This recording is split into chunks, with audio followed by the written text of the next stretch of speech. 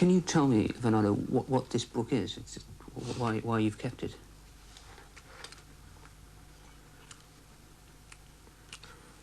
This is my life.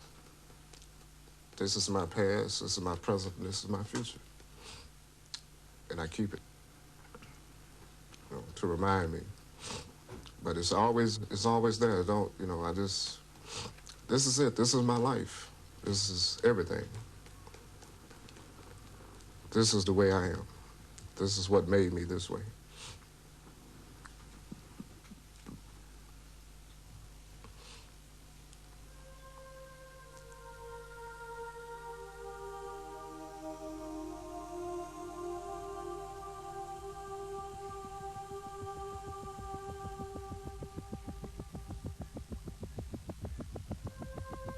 My Lai today, a small hamlet close to the coast of central Vietnam.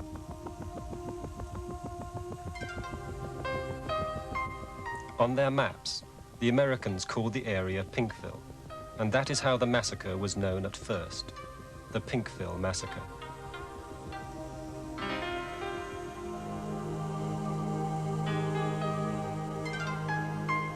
Today, the villagers are farmers and fishermen, just as they were 20 years ago. But then, My Lai was at the center of a bitterly contested region in a cruel war.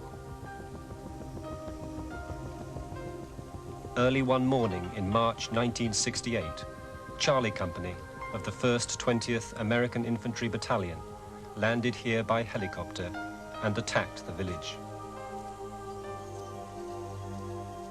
By the time they left, 4 hours later, the young GIs of Charlie Company had killed hundreds of old men, women, and children in cold blood. The village of My Lai had ceased to exist.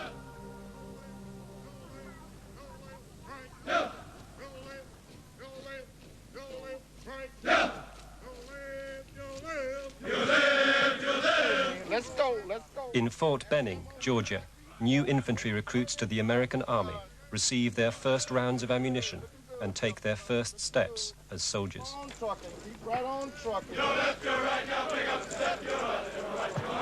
In 1967, at the height of the war, thousands of young men were sent here for basic training.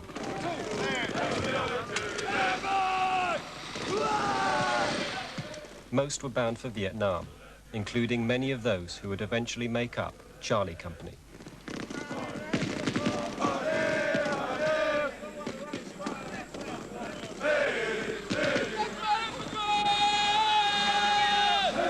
The transition from civilian to soldier is a very distinct and very rigorous training.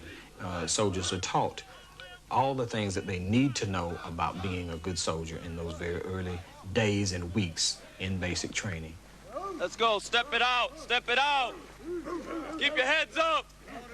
You all look like you're tired. Are you tired? No, yes. They are taught how to use weapons to kill. They are taught how to drill, how to march with weapons. Get that weapon up, all of these drills and different maneuvers are carried out by orders. Pumpkin, move out! They are taught hand-to-hand fighting. They are taught close order fighting. They are taught how to deal with the enemy when they come face-to-face with him. They are trained to be killers. They are trained from their early weeks in basic training. They are taught how to use a bayonet.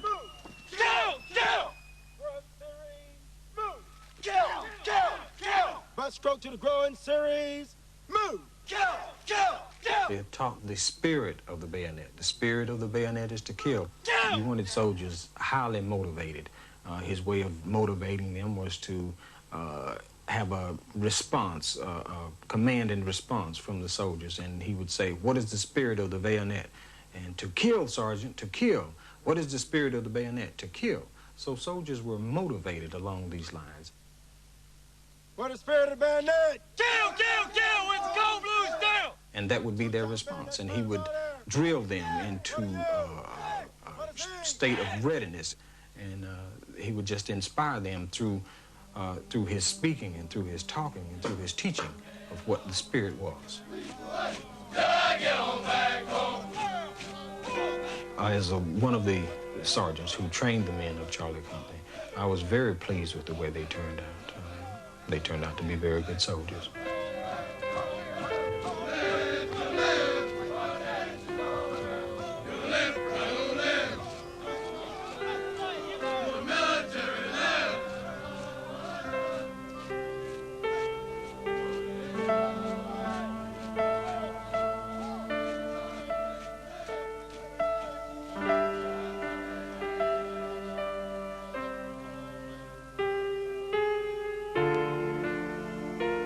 The men of Charlie Company arrived in Vietnam from Hawaii in December 1967.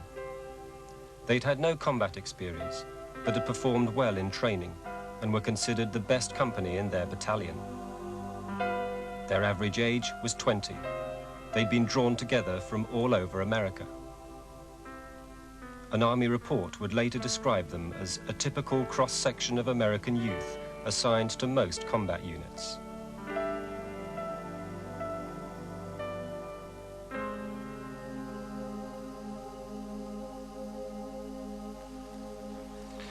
The majority of the men in C Company were just your average normal Americans.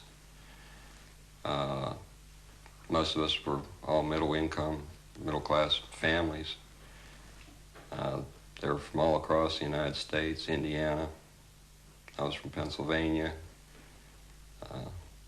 So I'd say you had a good cross-section of the total population of the United States at that point in time. A lot of times when we were first in country, we would go to the villages up and down the highway, Highway 1. You'd play with the kids in between pulling guard duty. And one bridge in particular, there was a boy that always hung around up there with the GIs.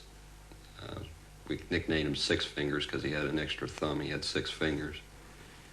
But you'd always take him stuff, candy, pop. Take pictures with them, you know, GIs with the kids.